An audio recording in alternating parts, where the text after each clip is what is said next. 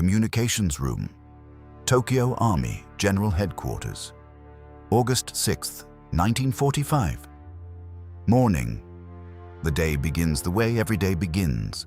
Situation reports moving up the chain, logistics updates, unit status checks from every theater still holding, which is fewer every week, but still a rhythm, still a machine running. The operators at their stations have their procedures. They know the traffic patterns. They know which commands check in at what hours, which relay stations are reliably slow, which ones are fast. Hiroshima is the headquarters of the Imperial Japanese Second Army, commanded by Field Marshal Shunroku Hata. It reports in every morning. It has always reported in. This morning, it does not. The operators notice it. They try again. Nothing comes back. They try a third time. The frequency carries only static. They log the absence. They report it up the chain and wait for an explanation that does not come. An hour passes. Then 2. The silence from Hiroshima deepens, and there is no category in their procedures for a city that simply stops. When Hiroshima stopped responding, what did the generals in Tokyo say? The answer starts inside the world they believed they still lived in. By August 1945, Japan's merchant fleet has been reduced to a ghost of itself. In 1941, it carried 5.25 million gross register tons. Now it carries 557,000. The fishing fleet that fed the nation hauls in 22% of its pre-war catch. The 1945 rice harvest is the worst since 1909. In the cities that still have cities, and many do not anymore. Hunger is not a future problem, it is the present one. And yet, the plan. Japan's geography makes the Allied invasion route obvious. The landings will come at the beaches of Kyushu, the southernmost main island. The Imperial General Headquarters knows this. So they have built a strategy around it. Operation Ketsugo, the decisive battle. The logic is brutal and clean.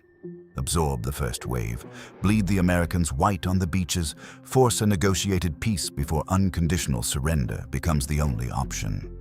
In all, 2.3 million Japanese army troops are deployed to defend the home islands, backed by a civilian militia of 28 million. Vice Admiral Takejiro Onishi has calculated up to 20 million Japanese deaths as an acceptable cost. American planners, working from their own estimates, project as many as 800,000 Allied dead. The men who designed Ketsugo have all of these numbers. They designed the plan anyway. This is not madness precisely. And it is a framework so complete it has become a reality. A parallel set of facts these men have erected carefully around themselves, against the evidence visible through every window, in every direction, for years. The 6 men who hold Japan's fate in August 1945 sit on the Supreme Council for the direction of the war. Prime Minister Admiral Kantaro Suzuki, Foreign Minister Shigenori Togo, War Minister General Korechika Anami, Navy Minister Admiral Mitsumasa Yonai, Chief of the Army General Staff General Yoshijiro Umezu, Chief of the Navy General Staff Admiral Suemu Toyoda. Japan can enter a peace agreement legally only with the unanimous consent of the full cabinet. This council has been deadlocked for months. 3 want one set of conditions. 3 want different conditions. Nobody can move. And Anami holds the decisive institutional weight. He is 58 years old, a full general of the Imperial Japanese Army. 4 breast pockets, gold chrysanthemum buttons, 3 stars on his collar tabs, a broad, composed face that gives nothing away. He once served as aide-de-camp to the Emperor himself, a connection that runs deeper than rank. As war minister, he is the hinge between government and army, and what the army does depends on him. Prime Minister Suzuki chose him for the role, believing he could manage him.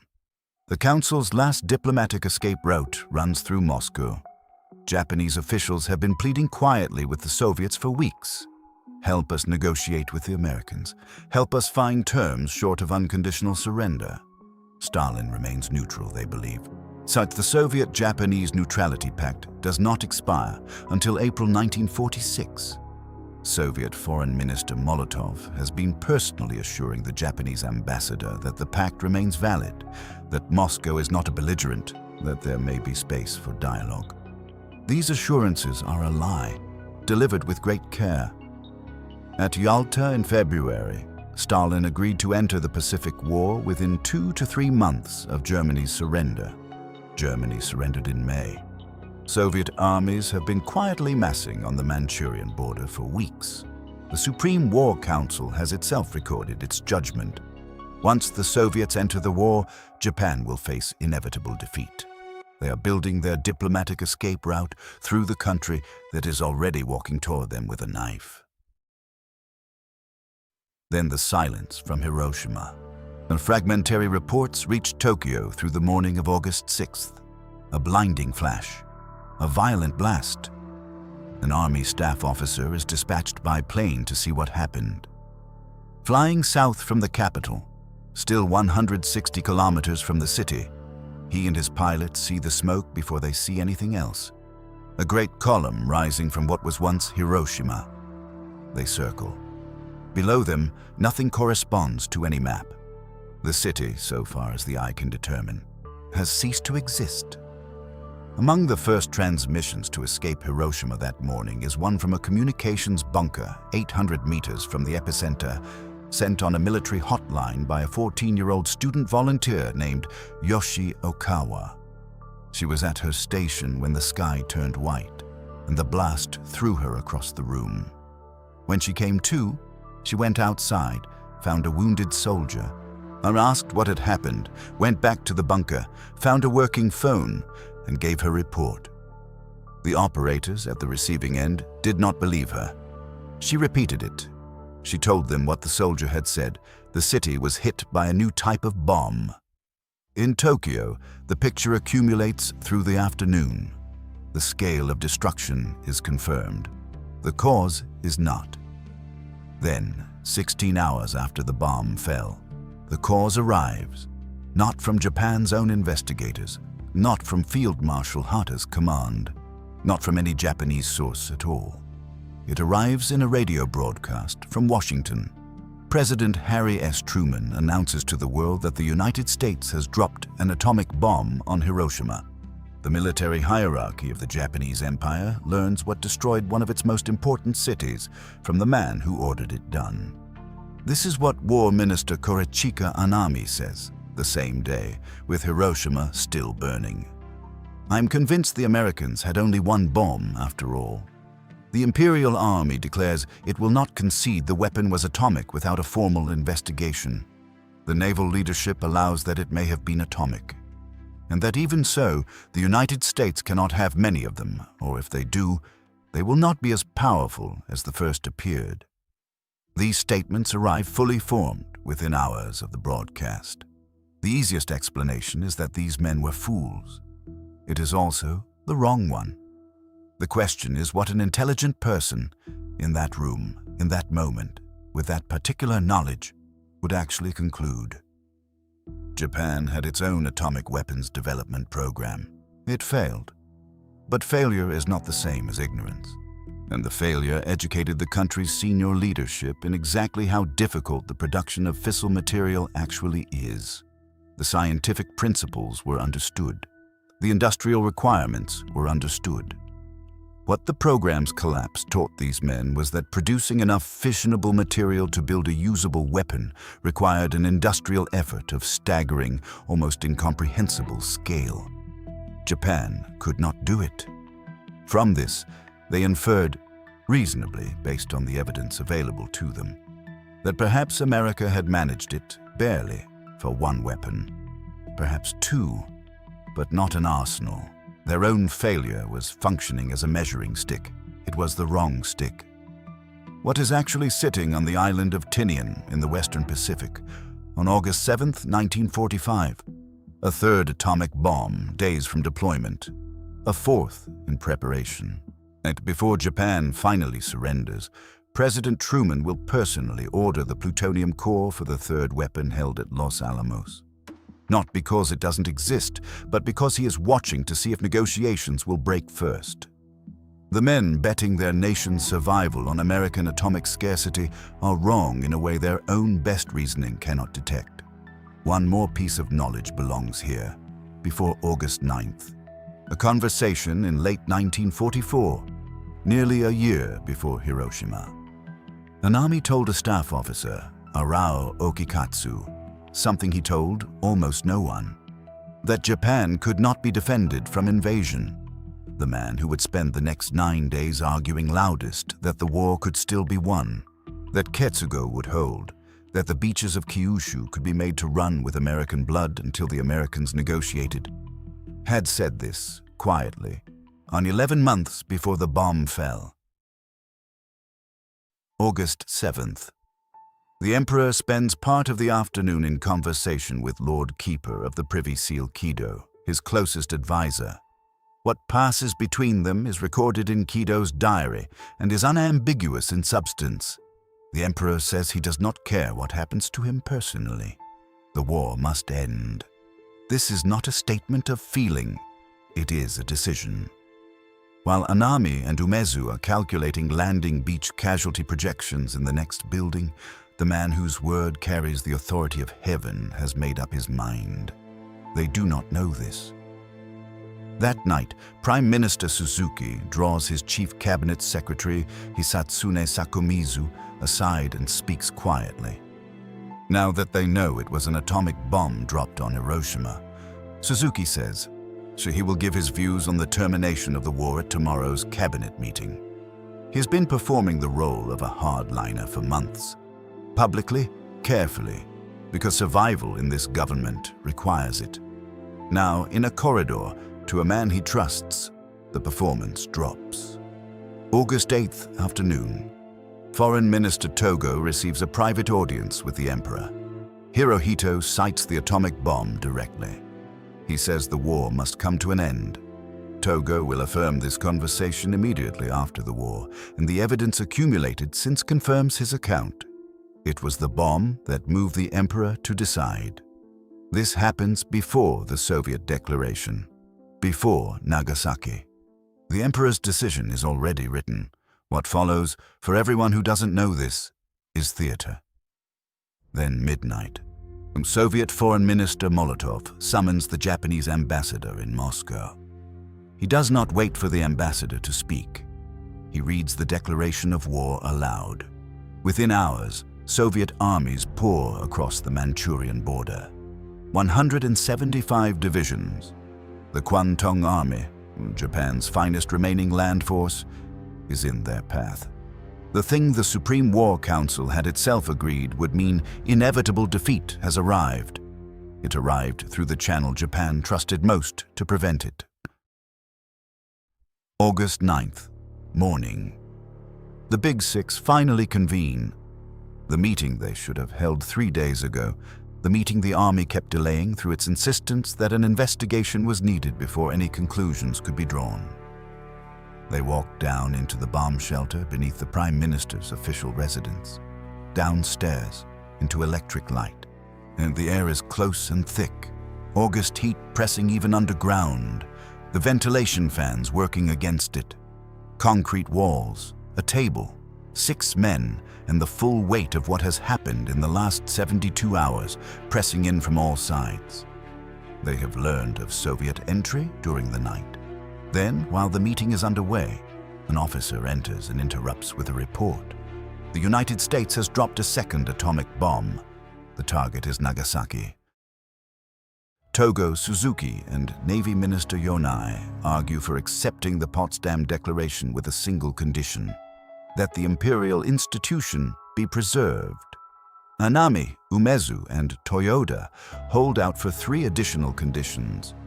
That Japan disarm her own forces, that Japan conduct any war crimes trials of her own nationals, and that there be no occupation of Japanese territory. The vote is 3-3, as it has been every time, as it has always been. And it is here, With Nagasaki already destroyed and Soviet divisions already moving through Manchuria, that General Yoshijiro Umezu looks across the table and states his assessment of the military situation. "I can say with confidence," he says, "that we will be able to destroy the major part of an invading force."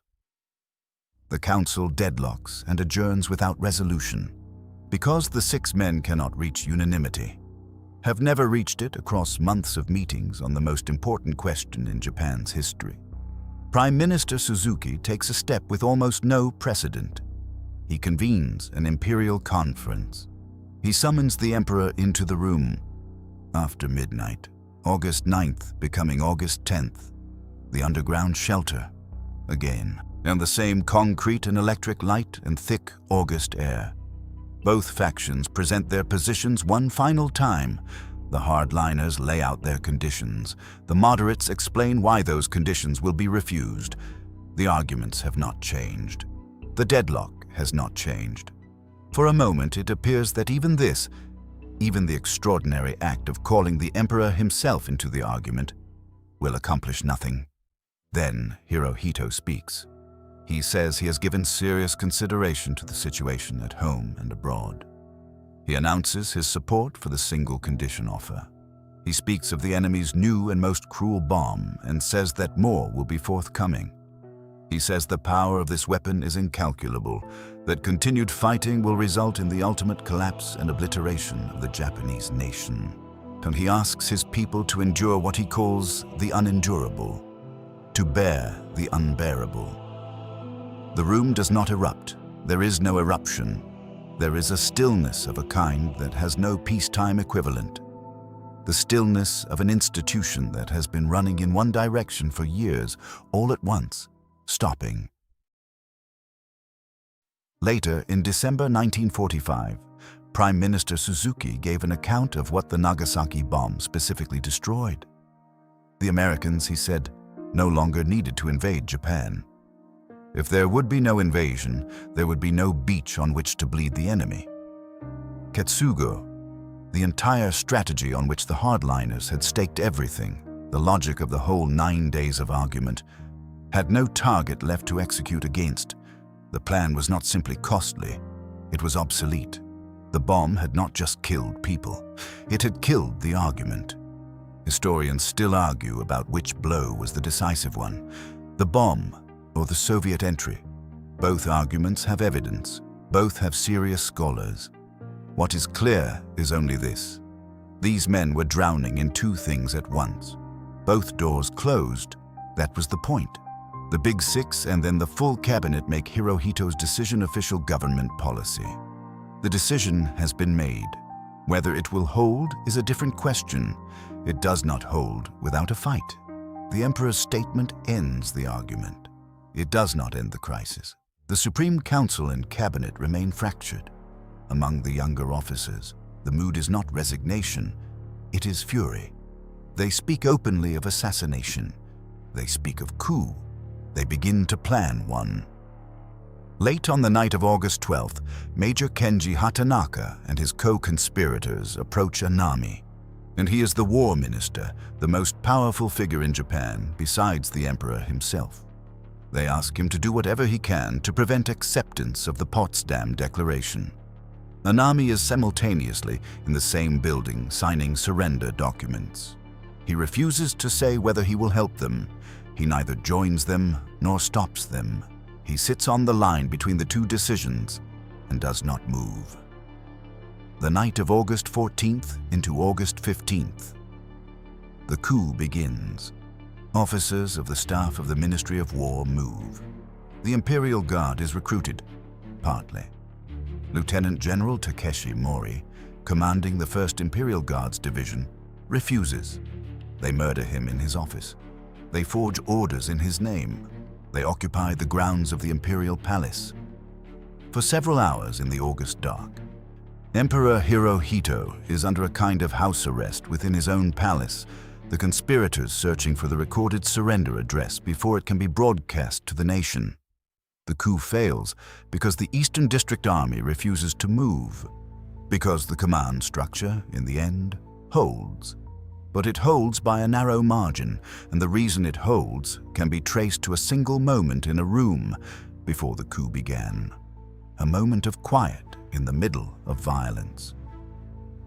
After the emperor's decision reached the senior officers, Torashiro Kawabe proposed that everyone present sign a written accord. Kawabe, who on August 9th had written in his diary that Japan must be tenacious and fight on, who had watched the deadlock for days and written it in his own hand, now drafted a different document. So the words were short: the army will act in accordance with the Imperial decision to the last. Vice Minister of War Wakamatsu helped draft it. It was signed by Anami, by Umezu, by Field Marshal Sugiyama, and Field Marshal Hata. Then Wakamatsu walked next door to the headquarters of the Air General Army. Kawabe's own brother, Masakazu, commanded that building. Masakazu signed it too. Two brothers in adjacent buildings on the same night, choosing the same thing. The document circulated through the command structure and made the emperor's decision institutional rather than personal, binding rather than advisory. The conspirators could not break it without breaking the entire officer corps. They could not.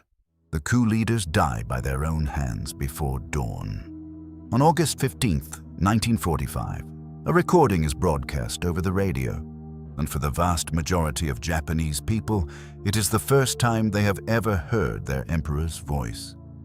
High, slightly formal, speaking in a register of classical Japanese that many cannot fully understand, but all understand is serious.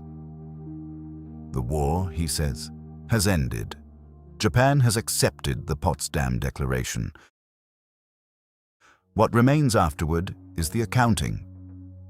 General Yoshijiro Umezu, the man who continued his briefing with Nagasaki already announced, is arrested, tried before the International Military Tribunal for the Far East, convicted of war crimes, sentenced to life in prison. He dies in prison in 1949. Admiral Soemu Toyoda, who applied accurate scientific knowledge to a catastrophically wrong conclusion, is tried and acquitted. He dies in 1957. To Lieutenant General Torashiro Kawabe, who wrote, "We must be tenacious and fight on August 9th, who drafted the document that bound the army to surrender, who 2 weeks later presented Japanese surrender credentials to American generals. Works after the war with American intelligence. He helps build the Japan Self-Defense Force, the institution that replaced the Imperial Army. He served. He dies in 1960. And then there is Anami. On August 14th, he signs the surrender document with the rest of the cabinet. In the early hours of August 15th, he performs seppuku, ritual suicide, at his home. He does not complete it correctly. His brother-in-law is present. He finishes what Anami began. There is a display case in the Yushukan Museum in Tokyo, adjacent to Yasukuni Shrine. The case holds Anami's dress uniform, blood-splattered, his sword, and a piece of paper on which he wrote 4 words in Japanese on the night he died. I, with my death, humbly apologize to the Emperor for the great crime. The scholars who have spent decades with that note do not agree on what it means. The obvious readings are available. The crime of surrendering, of losing a war he had commanded, of the ambiguous hours between coup plotters and surrender documents where he refused to name his position. These may be the right readings, but the answer to that question lives in an earlier moment. A conversation in late 1944 in a room somewhere in Tokyo between a general and a staff officer. Anami said quietly that Japan could not be defended from invasion. He said this 11 months before Hiroshima. He spent the 11 months that followed arguing loudest that it could be, and that Ketsugo would hold, that the beaches of Kyushu could be made to run with American blood until the Americans negotiated, that the United States had one bomb, perhaps, and perhaps no more. He said all of it with the full force of his position and the full performance of his conviction, and men in those rooms believed him, and more would have died for it than had already died, and he knew that. if that is the great crime, not August 1945, but the 11 months before it, the 11 months of public certainty built carefully over private knowledge. Then the note is not an apology for the surrender. It is an apology for everything that came after the moment he first knew. The note offers no resolution. In a story about the gap between what powerful men knew and what they chose to say, the man who carried the largest version of that gap took its answer with him when he went. The note is still there.